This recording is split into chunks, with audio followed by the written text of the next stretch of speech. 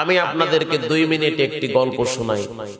গল্পটা আপনাদের দিলে লাগবে, দৈনন্দিন জীবনে কাজে লেগে যাবে, অনুপ্রাণিত হবেন, অনুভূতি জাগ্রত হবে, নিজের দিলটাকে আল্লাহর দ্বীনের সাথে লাগাবার জন্য একটা আগ্রহ পয়দা হবে।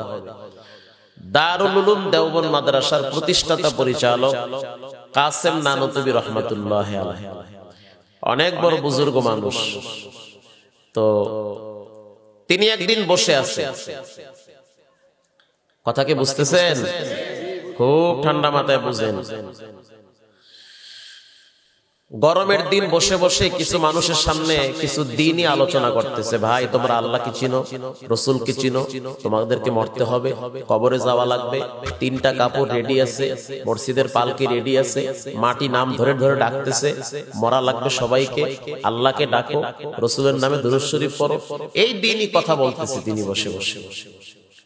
পিছনে একজন খাদেম, তার এক ভক্ত, আস্থা ভাজন, প্রিয় মানুষ, দাঁড়ায় দাঁড়ায় বাতাস করতেছে গরমের দিনে।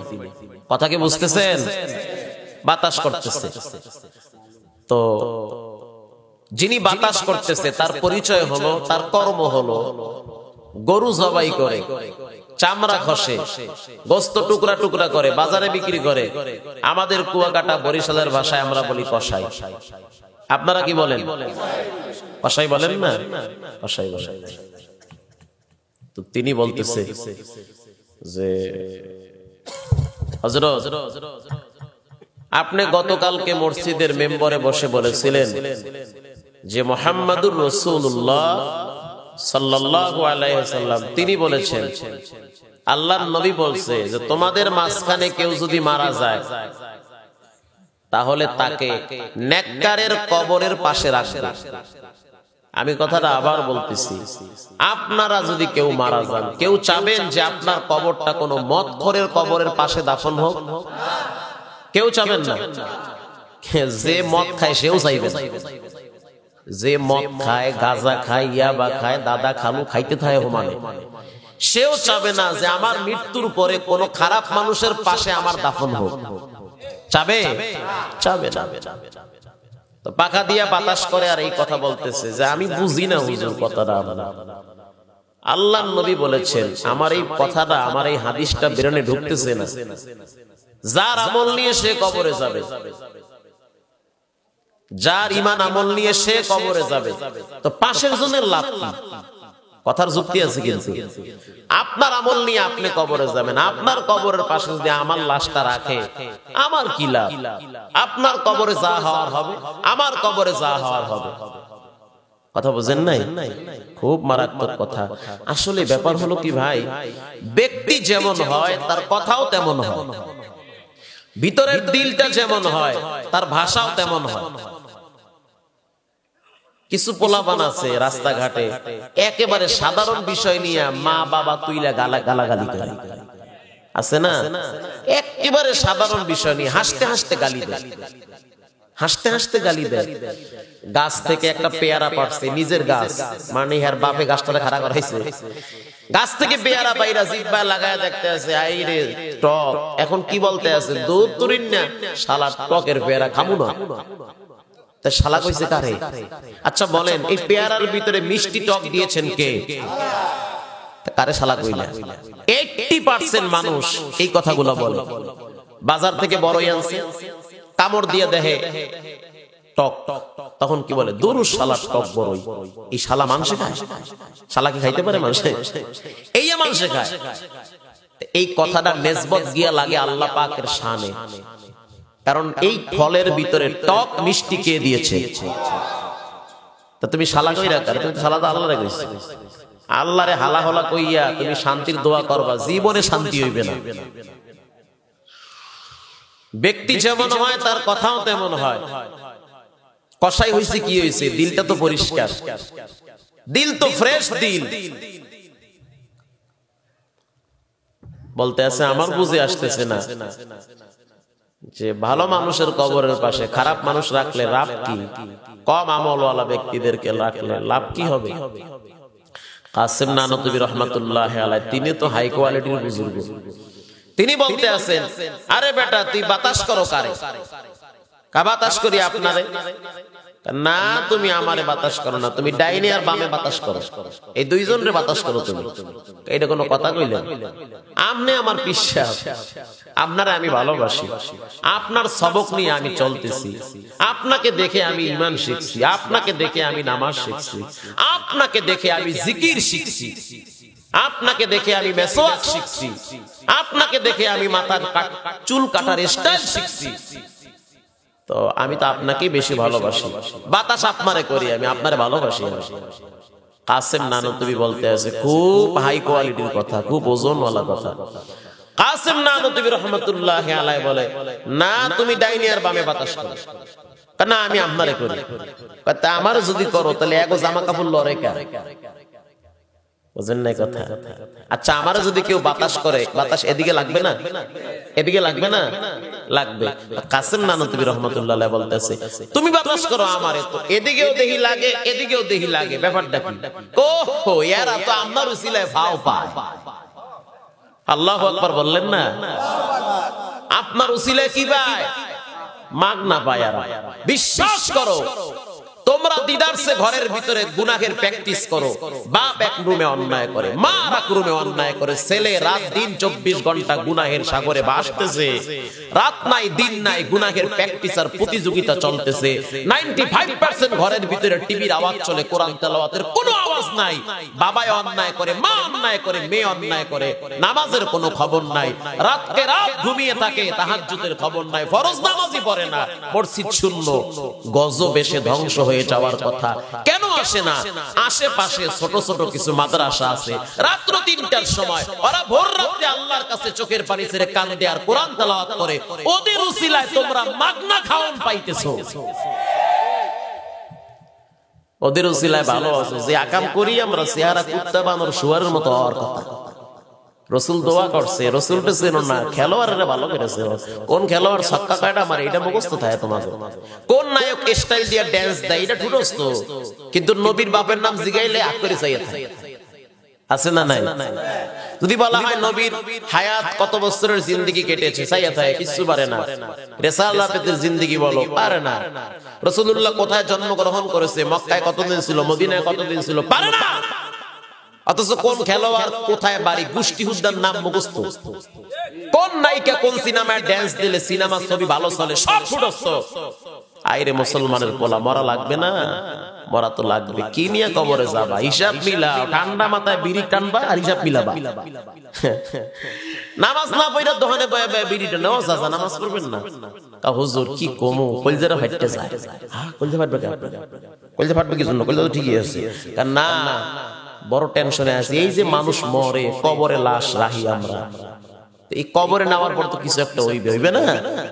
তা আমার ভয় লাগতে আছে যে কি হয় না হয়, কি আযাব হয় না হয়, এই টেনশনে আমি বয়ে বয়ে বিড়ি টানতে আছি। তা নামাজ পড়বেন না কেন? নামাজ পড়বো কি, কবরের চিন্তাই তো বাঁচি না। আছে না নাই? অবাক নাই।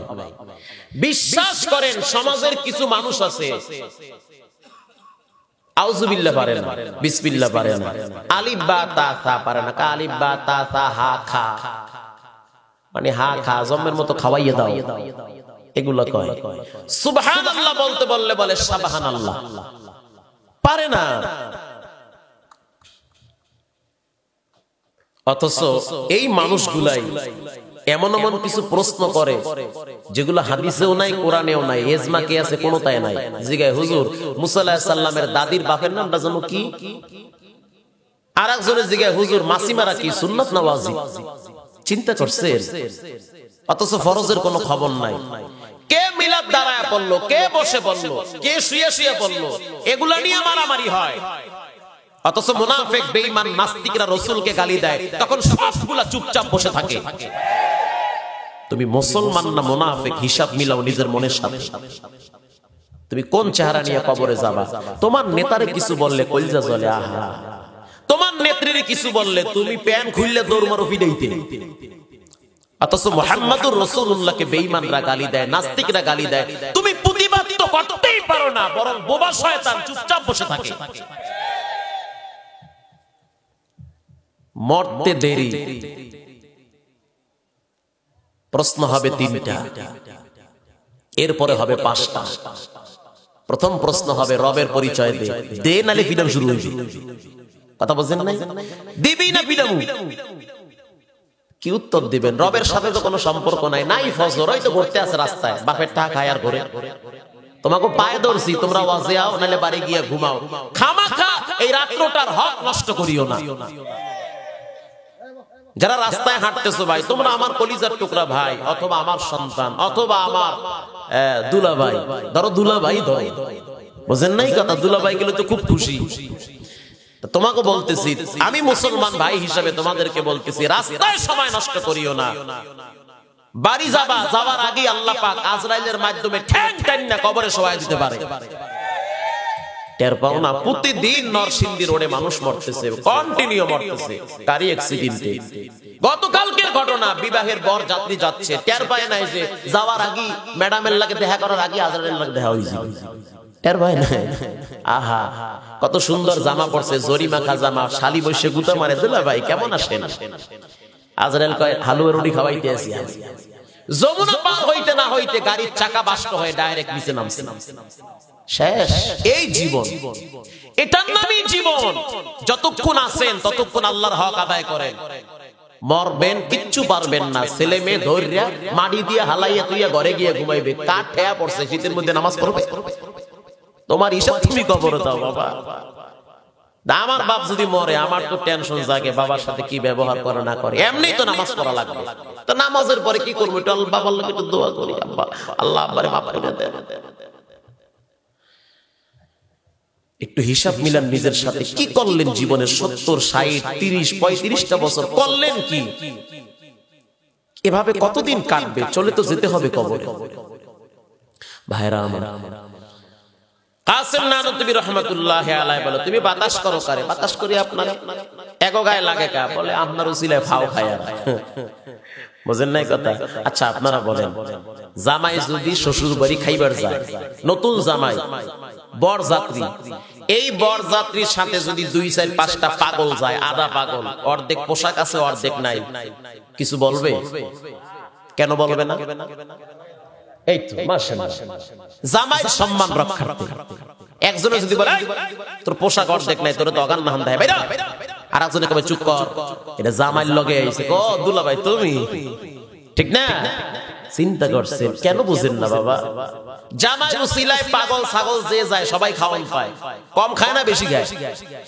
জম্মের মতো খায়। 3 দিন আগ পর্যন্ত টাইট দিয়ে রাখে যে খাইতে হইবে, 2 দিন পর বিয়া। জামাইয়ের সাথে যদি 2-1টা কুকুর যায়, গুলশানে তো আমরা দেখি জামাইয়ের সাথে কুত্তাও যায়, যায় না? একজনে ধমক দিয়েছে, কুত্তা এসে কি লেগে? কারে বেটা জামাইয়ের কুত্তা। ওহো তুমি ডগ, কেমন আছো? কথা বুঝেন নাই? বাস্তব কথা, কাল্পনিক কথা না, বরং হাত বাড়ায় দেয়। তুমি পাউডা উঠে হ্যান্ডশেক করি। জামাইয়ের জন্য কুকুরের মর্যাদা বেড়ে যায়। এই সমাজে, বাংলাদেশে উলামায়ে কেরাম হলো দুলা, জামাই, এদের উসিলায় আরশের মালিক নাস্তিক, বেঈমান, বেনামাজি সবাইকে খানা খাওয়ায়। এটা বিশ্বনবীর কথা। যতদিন আল্লাহকে ডাকনেওয়ালা একজন ব্যক্তি থাকবে, ততদিন আসমান আসমানের জায়গায়, জমিন জমিনের জায়গায়। আল্লাহ ধ্বংস করবে না। অন্যদিকে আমি চলে যাচ্ছি, ওদিকে যাব না। কিছুক্ষণ পরে কাসেম নানতুবি রহমাতুল্লাহি আলাইহি বলে, বাবা বাতাস করো আমারে, ডাইনে বামে আর ফাও খায়। যখন কোন আল্লাহওয়ালা, নামাজিওয়ালা ব্যক্তি, পরেজগার মানুষ কবরে থাকবে, এর পাশে যখন উল্টা পাল্টা কম আমলওয়ালা ব্যক্তিকেও কবরে রাখা হবে, যখন নেককারের কবরে আরশের মালিকের পক্ষ থেকে রহমতের বাতাস আসবে, তখন ডানে বামে উল্টা পাল্টা মানুষওয়ালারাও তার উসিলায় ফাও বাতাস পাবে। রঙ্গে তাকওয়া, রঙ্গে সিদক, রঙ্গে দ্বীন, তা'আবদু বাকিবু ওয়াদবর আবেদীন। এগুলো তাকওয়ার ব্যাপার। আল্লাহ আপনি আমাদের সকলকে ভালো কাজের সাথে লেগে থাকার তৌফিক দেন। আরো জোরে বলেন। ভালো কাজ করতে পারি না, যারা করে এদেরকে ভালোবাসেন। ভালো কাজ করতে পারি না, যারা করে বিরোধিতা করিয়েন না, কমপক্ষে সাপোর্ট করেন। সাপোর্ট করতে না পারলে চুপ থাকেন, কিন্তু ভালো কাজের বিরোধিতা করবেন, আপনার পজিশন ভালো থাকবে না, আপনার অবস্থা ভালো থাকবে না। এক সময় সব তছনছ হয়ে যাবে, টের পাবেন না যে কোন দিক থেকে ঝড় তুফান শুরু হয়ে গেছে। কথা বুঝতেছেন? মালিক ইবনে দিনার রাহমাতুল্লাহি আলাইহি রাস্তা দিয়ে হাঁটে, কিছু দূর যাওয়ার পর ডানে বামে নজর করে দেখে শুধু কবর আর কবর, গোরস্থান, অন্ধকার। মালিক ইবনে দিনার রাহমাতুল্লাহি আলাইহি তাকায় দেখতেছে গোরস্থানে দুইজন ব্যক্তি বসে বসে কলম দিয়া কাগজে কি যেন লিখতেছে। মালিক ইবনে দিনার ভয়তে চমকে উঠল, কি ব্যাপার, গোরস্থানে দুইজন ব্যক্তি, চিনি না, কি লিখতেছে? আল্লাহ পাক যদি কাউকে হেদায়েতের মালা গলায় পরায় দেয়, অলৌকিক অনেক দৃশ্য দেখাইয়া তার ঈমান বাড়াইতে থাকে, থাকে না? এক পুলিশ অফিসার সুন্দর দাড়ি রাখছে, 1 টাকাও ঘুষ খায় না। এরকম হাজারো অফিসার আছে না নাই? এই গত 4 দিন আগে, 4-5 দিন আগে নড়াইলে 22 তারিখে সেখানে গেলাম। ওসি সাহেব বলতেছে, হুজুর আমি আপনার কাছে দোয়া চাই, আমার ছেলেটা কোরআনের হাফেজ।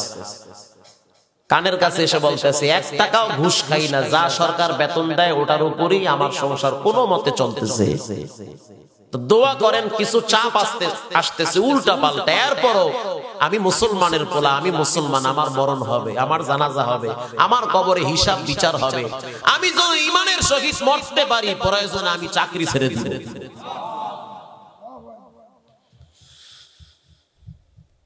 তো ঢাকায় খিলক্ষেতে গত বছরের আগের বছরের কথা, 5 তলার বিল্ডিং থেকে একটা বাচ্চা নিচে পড়ে গেছে, মাত্র 3-4 বছর বয়স।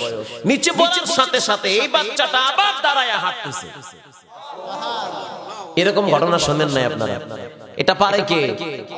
আরো জোরে বলেন, আল্লাহ পারে। আবার স্টেজ থেকে নামতে গিয়া পা ফসকে পড়িয়া স্টক করিয়া হসপিটালে যাওয়ার আগেই শেষ হয় না? হয়ে যায়। গাড়ি অ্যাক্সিডেন্টে সব মরে, 2জন বাচ্চা থাকে, কিচ্ছু হয় না, ঘুমাই রয়েছে, টের পায় না। উঠতে দেখে রক্ত আর রক্ত। ওরে আল্লাহ, এত রক্ত কোত্থেকে আসলো? গাড়িতে অ্যাক্সিডেন্ট হয়েছে 2 ঘন্টা আগে। সুবহানাল্লাহ। এই 2জন ব্যক্তিকে ফেরেশতাদের মাধ্যমে নিরাপত্তা দিয়া বাঁচিয়ে দিয়েছেন কে? এরকম হাজার হাজার নজির আল্লাহ পাক টোটাল পৃথিবীতে দেখাইতেছে। হে মানুষ, এরপরও কি বুঝবি না যে আমি আল্লাহ আছি? স্বপ্নে মানুষকে যদি আল্লাহ পাক ভয় দেখাইতে পারে, ওই মালিক মৃত্যুর পরে কবরে বছরের পর বছর শাস্তি দিতে পারবে।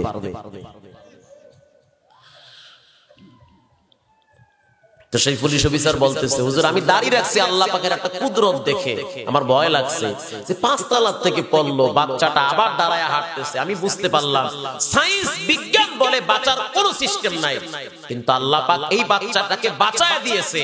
আমার ভিতরে ভয় চলে আসছে যে আল্লাহ আমাকে এটা দেখাইয়া আমার ঈমানটা বাড়ায় দিয়েছে। মালিক ইবনে দিনার তিনিও ভাবতেছে, কি দেখতেছি 2জন লোক কবরের পাশে বয়ে বয়ে লিখতেছে। কাছে গিয়ে সালাম দিল, আসসালামু আলাইকুম ওয়া রাহমাতুল্লাহ। 2জনের একজনে সালামের উত্তর নিয়ে বলতেছে, আপনি কে? বলে, আমি মালিক ইবনে দিনার। মালিক ইবনে দিনার পাল্টা প্রশ্ন করলো, আপনারা 2জন কারা? আপনাদেরকে তো পরিচিত মনে হয় না।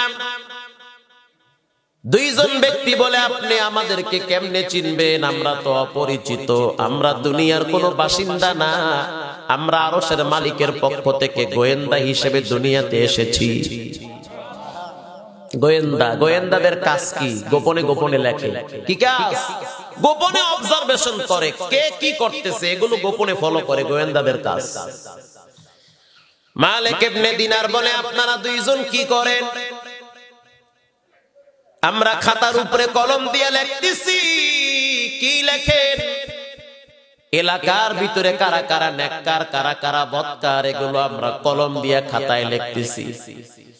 কারা কারা ভালো, কারা কারা খারাপ, এগুলো আমরা খাতার উপরে কলম দিয়ে লিপিবদ্ধ করতেছি। মালিক ইবনে দিনার ভয়েতে চমকে উঠলেন। শরীর থেকে ঘাম ঝরতেছে। প্রশ্ন করলো, ভাই আপনারা দেখেন আমার নামটা নেককারের খাতায় না বদকারের খাতায়? কথা বুঝতেছেন? একটু দেখেন না ভাই, আমার নামটা কি ভালো মানুষের খাতায় না খারাপ মানুষের খাতায়? দুইজনে বার কাগজগুলো বারবার উল্টাইতেছে। কিছুক্ষণ পর বলে, মালিক তোমার নামটা নেককারদের খাতায় নাই। মালিক ইবনে দিনার ভয়েতে চোখের পানি ছেড়ে বাচ্চাদের মতো জমিনে গড়াগড়ি করে রে। দুইজন বলতে আছে, কেন কাঁদেন? বলে, আমি তো কাঁদি না, আল্লাহর আযাবের ভয়েতে আমারে কে যেন কাঁদাইতেছে। আমি তো বদকার, ভালো মানুষ না। আসলে আমি বদকার। আল্লাহ পাক আমারে কুকুর শুয়ার বানায় নাই, আশরাফুল মাখলুকাত মানুষ বানাইছে। আমার থেকে আল্লাহ পাক যেই পরিমাণ ইবাদত বন্দেগী পাওয়ার কথা তা তো আমি হক আদায় করি না। আমার নামটা কেনই বা ভালো মানুষের খাতায় থাকবে? বলে, তাহলে দেখেন আমার নামটা কোন খাতায় আছে? বলে, তোমার নাম তো নেককারের খাতায় নাই, বদকারের খাতায় আছে মনে হয়। বদকারের খাতায়ও খুঁজে পাচ্ছে না। মালিক ইবনে দিনার বলে, ও ভাই তোমরা দুইজনে কলম দিয়া কাগজে লিখে দাও, মালিক যদিও ভালো না কিন্তু ভালো মানুষদেরকে মালিক বড় ভালোবাসে। এটা লিখে দাও, আমি ভালো না কিন্তু যারা ভালো তাদেরকে ভালোবাসি। আমি নেককার না কিন্তু যারা নেককার, যারা জিকির করে, কোরআন তেলাওয়াত করে, আল্লাহকে ডাকে, তাদেরকে ভালোবাসি। উহিব্বুস সালিহিনা ওয়া লাস্তু মিনহুম লাআল্লাল্লাহা ইয়ারযুকুনি সালাহা। আমি যদিও ভালো না কিন্তু যারা ভালো তাদেরকে আমি বড় ভালোবাসি। জুনায়েদ বাগদাদী রাহমাতুল্লাহি আলাইহি গভীর রাত সিজদায় পড়ে কান্দে আর বলে, আল্লাহ এই পাপী ব্যক্তিটারে কিয়ামতের ময়দানে আপনি অন্ধ করে দাঁড় করায়েন না। শিবলি রাহমাতুল্লাহি আলাইহি এত বড় একজন আমলওয়ালা ব্যক্তি, গভীর রাত তিনি সিজদায় পড়ে কান্দেন আর বলেন, আল্লাহ এই শিবলিকে হাসরের ময়দানে বানর আর শুয়ারের মতো দাঁড় করায়েন না। এটা হলো তাদের ভিতরের অবস্থা। এজন্য আল্লাহ তাআলা বলেন, ওয়া ক্বাদা রাব্বুকা আল্লা তা'বুদু ইল্লা ইয়্যাহু ওয়া বিল ওয়ালিদাইনি ইহসানা। আল্লাহ পাক বলেন, আমি আল্লাহর ইবাদত। কার ইবাদত? ইবাদত মানে আল্লাহর গোলামি। দুনিয়ার প্রত্যেকটা মানুষ গোলাম, প্রত্যেকটা মানুষ কেউ না কারো গোলামি করে। কথা কন না কা? যারা বসা আছেন হয়তো কেউ বিবির গোলাম, অথবা কেউ ছেলেমেয়ের গোলাম, অথবা কেউ মা বাবার গোলাম, অথবা কেউ দলের জন্য, নেতার জন্য, নেত্রীর জন্য রাতকে রাত সময় দেয়, মাগার মসজিদে যায় না। আছে নেতার গোলাম, অথবা কেউ শয়তানের গোলাম। আল্লাহ পাক বলেন, ওয়া'বুদুল্লাহ, আমি আল্লাহর ইবাদত করো। ইবাদত মানে কাজ। কার কাজ? ও মুসলমান, দুনিয়ার মানুষের কিছু কাজ আছে, এই কাজগুলো মানুষ মানুষের জন্য করে। কিছু কিছু কাজ আছে মানুষ আল্লাহর জন্য করে। দুনিয়ার লাইনে মানুষ ডিউটি করে, গার্মেন্টসে চাকরি করে, ফ্যাক্টরিতে চাকরি করে, কোম্পানিতে চাকরি করে। একদিন যদি কোম্পানিতে না যায়, জবাব দেন পরের দিন জিএম এর কাছে, সুপারভাইজারের কাছে জবাবদিহি আছে না নাই? নাই, আছে। আমি হেমায়তপুরে জুমা পড়াইতাম কয়েক বছর আগের কথা। শিল্প এলাকা, গার্মেন্টস ভরা। তো মাঝে মাঝে দেখতাম এশারের নামাজের পরে সপ্তাহে একদিন সেখানে বয়ান হইতো। বয়ান টয়ান শেষ, মসজিদের কোনায় এই প্রায় দিনে দেখতাম একটা ছেলে বৈশা বৈশা এই কোরআন শরীফ লইলে কাঁদতো। পড়তো না কিন্তু কোরআন শরীফ লইলে বেবে কাঁদতো। এর বাড়ি সম্ভবত বরিশাল বাকেরগঞ্জ। আমি ভাবলাম, বুঝলাম না, পরে না কোরআন শরীফ কান্দে গিলে গেলে মানুষ কোন দুঃখে কান্দে এটা তো সেই ভালো বোঝে। ভালো মানুষ 2 দিন আগে হাসতেছে, 2 দিন পরে দেখি বয়ে বয়ে কাঁদতেছে। ওর মনে এমন একটা কষ্ট লাগছে যেটা পৃথিবীর কেউ জানে না। ঠিক না বেঠি? আল্লাহ পাক যে কোনো টাইমে মানুষকে হাসাইতেও পারে, কাদাইতেও পারে। কি আজীব দুনিয়া আল্লাহ সাজাইলো রে, সুবহানাল্লাহ। হসপিটালে গিয়ে দেখি একজনে কান্দে আর একজনে হাসে। কি ভাই আপনি হাসেন কেন? আরে হুজুর মিষ্টি খাই এলো না। কি বাবা মিষ্টি খাবো মানে? কথা কম খাই গেল না। ভিআইপি পাবনা সুইট হাউসের মিষ্টি কান আগে, ছানার মিষ্টি, ভিআইপি মিষ্টি খাইলে বলতে ঠান্ডা হয়ে যায়। আরে খামো মানে পরে মিষ্টি। নার্সদেরকে বলতে আছে মিষ্টি খাও তোমরা, যদ্দুর লাগে খাইতে তাও। এত খুশি কে হসপিটালে?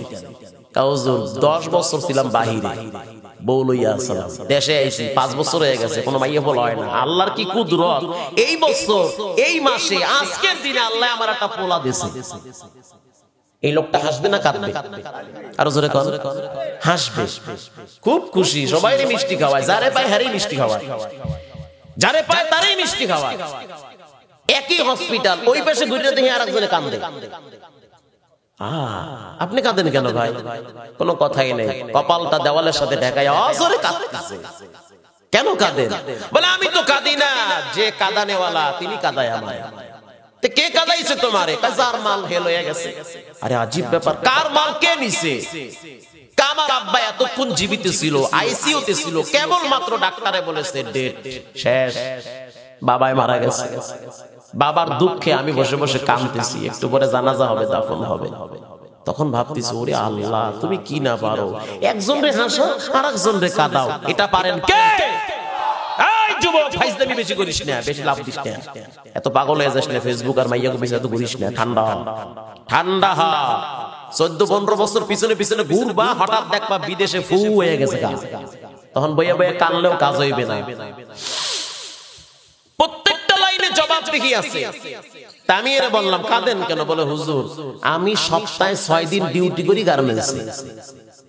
তো ঘটনাক্রমে গত 2 দিন অফিসে যাইতে একটু দেরি হচ্ছে, আমার ঘুমাইতে আর পাই না, ফজর হয়ে যায়। তো ঘুম থেকে উঠা, নামাজ পড়া, আবার পাকশাক করা, আবার যাওয়া ডিউটিতে, অনেক কষ্ট এটা। তো দেরি করে যাই, জিএম স্যার এমন বকা দেয় আমারে, আমার মা বাপ তুইল্লা গাইলে আমার। এই দুঃখ আমি কই রাখবো? চাকরি না করলে খাবো কি আমি? আমি তখন চিন্তা করলাম ওরে আল্লাহ, একদিন ডিউটি পালন যদি কম করে তাহলে ধমক শুনতে হয়, বকা শুনতে হয়। ও মুসলমান, তুমি যে প্রতিদিন 5 ওয়াক্ত নামাজের ডিউটি পালন করো না, আল্লাহ পাকের পক্ষ থেকে তোমার উপরে বারবার ধমক আসতেছে। তুমি তো দিব্যে আমারে ঘুরাইতেছো, মনে করতেছো কিচ্ছু হবে না। না, হবে কিছু।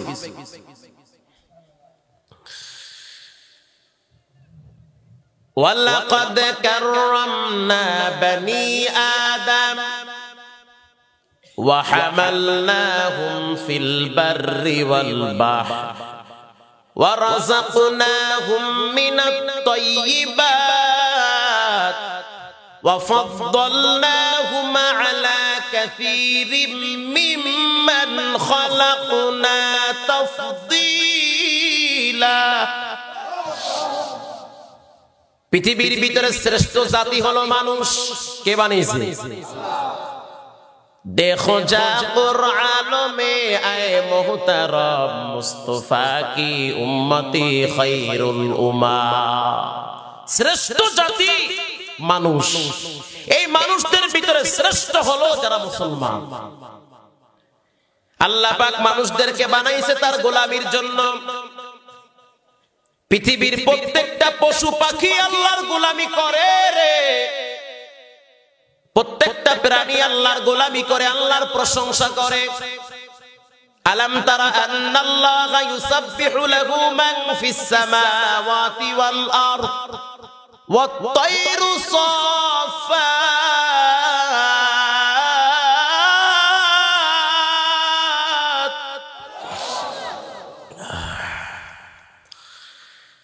আল্লাহ পাক বলে পাখিটা যখন ডানা বিস্তার করে শূন্যে উড়ে, ওই পাখিটাও ঠোঁট লড়ায়া একজনের প্রশংসা করে, তিনি হলেন কে? আল্লাহ। আল্লাহ কয় মানুষ তাকায় দেখ, একটা প্রাণী, ছোট্ট একটা পাখি, ওই পাখিটাও পাখা বিস্তার করে ঠোঁট নাড়ায় নাড়ায় আমি আল্লাহর তাসবিহগুলো পাঠ করে। ও মানুষ, তোমারে কোন ভূতে পাইছে রে? আল্লাহ পাক বলেন একটা গাছ দাঁড়িয়ে আছে, ওই গাছটাও আমি আল্লাহর প্রশংসা করে। পৃথিবীর সব বস্তুকে আল্লাহ পাক তার বাধ্য করেছে, চন্দ্র আল্লাহ পাক তার বাধ্য করেছে। আল্লাহ পাক যেভাবে অর্ডার করেছে সেইভাবে সূর্য আলো দেয়, তাপ দেয়, দেয় কি দেয় না? বিন্দু পরিমাণ হেরফের করার কোনো সুযোগ নাই। আল্লাহ পাক রাতকে দিনকে আলাদা আলাদা করে সৃষ্টি করেছেন। রাত আসবে দিন চলে যাবে, দিন আসবে রাত চলে যাবে, বিন্দু পরিমাণ তারা আল্লাহর অবাধ্য করে না। কিন্তু আল্লাহ পাক মানুষকে স্বাধীনতা দিয়েছে, ফাআলহামাহা ফুজুরাহা ওয়া তাকওয়াহা। আল্লাহ মানুষকে স্বাধীনতা দিয়েছে, ভালো কাজেও যেতে পারবা, খারাপ কাজেও যেতে পারবা। নাটকের দরওয়াজা খোলা আছে, মসজিদের ঘর আল্লাহর ঘর তোমার জন্য খোলা আছে। চাইলে তুমি ঘুমায় থাকতে পারবা, চাইলে তুমি মসজিদেও যেতে পারবা। কিন্তু মনে রাখবে এই ঘুম শেষ ঘুম না, ঘুম কিন্তু সামনে আরো আছে। এই আরাম শেষ আরাম না, আরাম কিন্তু সামনে আছে। এই কষ্ট শেষ কষ্ট না, কষ্ট কিন্তু সামনে আরো আছে। এজন্য আল্লাহ পাক বলেন ওয়া'বুদুল্লাহ, আমি আল্লাহর ইবাদত করো। ওয়া'বুদুল্লাহ ওয়া লা তুশরিকু বিহি শাইআ। ইবাদত করতে গিয়ে আল্লাহর সাথে কাউকে অংশীদারিত্ব করা যাবে না। ওয়া বিল ওয়ালিদাইনি ইহসানা। আল্লাহ বলে আমার ইবাদতের পরে খেদমত করবা মা আর বাবা। দেখছেন কেমন একটা মিল, আল্লাহর গোলামির পরে খেদমত হবে মা আর বাবা। পৃথিবীর ভিতরে সবচেয়ে বড় দামি দুইটা নেয়ামত, একটা হলো মা আর একটা হলো বাবা। এই দুই নেয়ামতের এত দাম, আল্লাহর গোলামির পরেই মা বাবার খেদমতের কথা আল্লাহ পাক বলেছেন। দুনিয়ার মানুষ প্রশ্ন করলো, আল্লাহ আমাদের পকেটে যেই টাকা পয়সা আছে আমরা কোথায় ব্যয় করব? ইয়াসআলুনাকা মাযা ইউনফিকুন।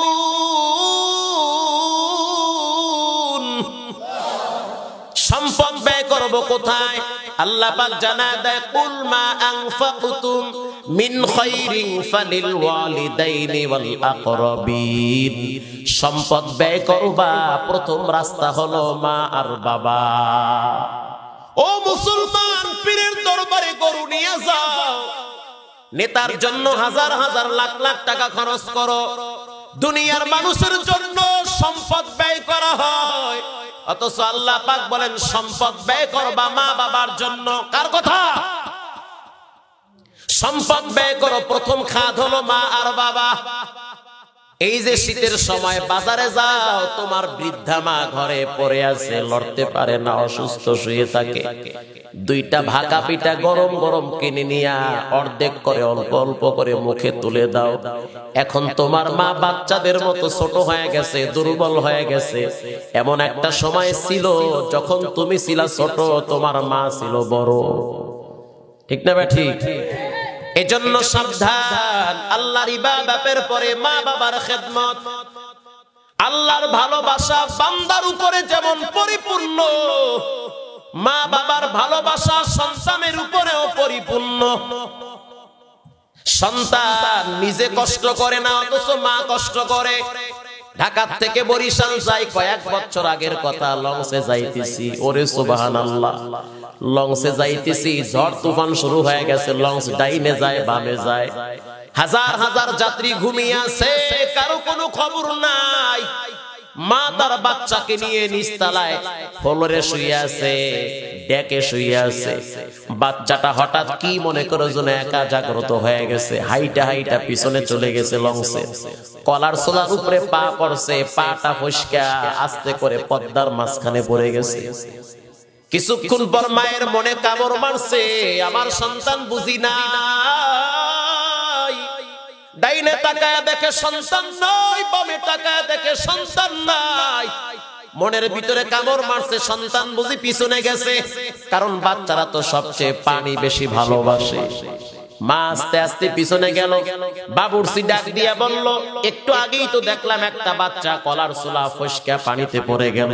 আমি চেষ্টা করতেছি, কোনোভাবে সম্ভব না, লঞ্চ তো রাত্র 3টায় চলতেছে। বলার সাথে সাথে মা জীবনের মায়া করে নাই, মা নিজেই পানিতে ঝাঁপ দিয়েছে। সন্তান চলে গেল, মাও চলে গেল। আল্লাহ পাক বলে এই ভালোবাসা আমি মায়ের কলিজার ভিতরে ঢুকিয়ে দিয়েছি। ছোট্টবেলা বাবাও ঘুমায়, মাও ঘুমায়, দুইজনের মাঝখানে বাচ্চাটা ঘুমিয়ে থাকে। বাচ্চা যদি হাত পা নাড়াচাড়া করে প্রথম মা শব্দ পায়। বাচ্চা যদি ওয়া ওয়া করে কান্দে মায়ের কলিজায় খবর হয়। পৃথিবীর ভিতরে যদি শান্তি পেতে চাও, সফলতা পেতে চাও, মায়ের খেদমত বেশি বেশি করো। আল্লাহর নবীর হাদিসের কিতাব খুললে দেখা যায় মায়ের কথা বারবার বলেছেন। এক সাহাবী বলল কার খেদমত করব? রাসূল বলল মায়ের খেদমত। আবার বলা হইল কার? নবী বলল মায়ের। আবার বলা হইল কার? নবী বলল মায়ের। আবার বলা হইল কার? নবী বলল বাবার। তার মানে তিনবার হক মা, এরপরের হক বাবা। কারণ সন্তানের জন্য সবচেয়ে বেশি কষ্ট করে কলিজার টুকরা মা।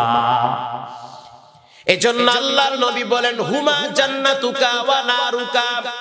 ও যুবক, কতদিন তুমি তোমার মাকে কষ্ট দিয়েছো? তোমার অন্যায়ের কারণে তোমার মা গোপনে আল্লাহর কাছে বিচার দেয় না, এমন মা? কথা বলেন না কেন? তোমার অপরাধের কারণে তোমার মা তোমার বাবার হাতের মার খায় নাই? আমি তো দেখছি একদিন যদি ফজরের টাইমে মসজিদে দেরি করে যাইতাম, আমার আব্বা আমার মায়ের বারবার ধমক দিত, কেমন সন্তান পেটে রাখছো, নামাজ কেন দেরি করে?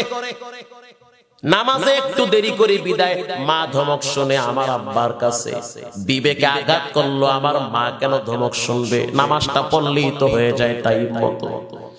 এই সমাজের হাজারো যুবক আছে বাবার পকেটে টাকা নিয়ে ফিল্ডিং মারে, মাস্তানি করে, অথচ মা গোপনে গোপনে বাবার হাতের মার খায়, ধমক খায়, আছে না নাই? এই যুবক, কয়দিন বাঁচবি? এমন কষ্ট দিস না রে ভাই, তোর পায়ে হাত। আজকে বুঝবি না, কালকে বুঝবি, কপাল থাবারাবি আর চিন্তা করবি। এখন মা বাবা আছে, কদর কর। যখন মা বাবা থাকবে না, কাইন্দাও পাবা না।